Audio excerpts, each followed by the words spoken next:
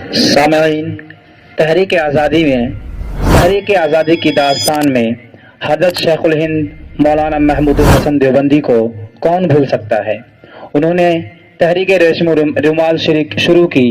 آزادی کے لیے مالٹا کی قید و بند کو تقریباً 3 سال 2 مہینے 23 دن تک برداشت کیا۔ اس اسارت کے دور میں کن کن صعوبتوں سے گزرے اور اس کے بعد بھی ان کا کیا عزم تھا، اس کا اندازہ اس بات سے لگائیے جو انہوں نے اپنے خداوند قدوس سے دعا کرتے ہوئے عرض کہا تھا: اے میرے خدا، اس وقت میں مالٹا کی جیل میں ہوں۔ جیل کی سلاخوں اور جان لیوا اذیتوں، کالے پانی کی جراثیم اور سامراجیوں کی صفا کارہ سلوک نے مجھے موت کے منہ میں ڈال دیا ہے، لیکن اے میرے خدا، مجھے ان تکلیفوں کا کوئی غم نہیں۔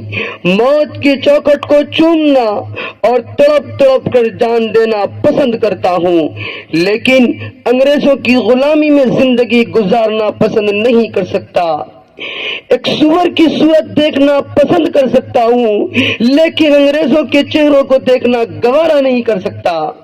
جس نے اس ملک میں تمہارے پیغمبر کے ساتھ مذاق کیا ہے، اسلامی تہذیب کے بالوں پر کو دبوچا ہے، مسلمانوں کی بیویوں کو بیوہ، بچوں کو یتیم بنایا ہے، ڈاکو بن کر ہمارے گھروں کو لوٹا ہے، اور آج بھی اپنی طاقت زعم میں ظلم کے ہزاروں پہاڑ ڈھاتا چلا جا رہا ہے۔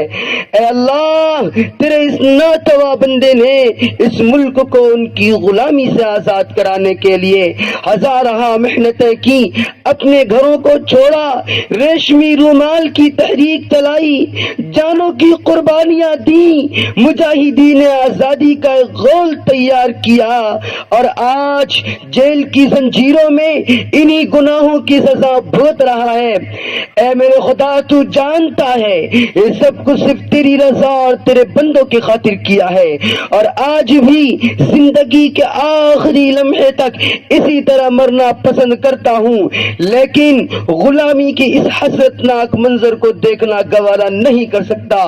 بس تجھ سے آخری التجا یہ ہے کہ موت کے بعد میری لاش کو چیل اور کوے سے تو نچوا دینا، سمندر کے پانی میں سڑا دینا، لیکن خدایا کسی انگریز کو میری لاش چھونے کا موقع نہ دینا۔ اے خدا، اس دعا کی لاج رکھنا، اپنے ناتوا بندے کا بھرم رکھنا۔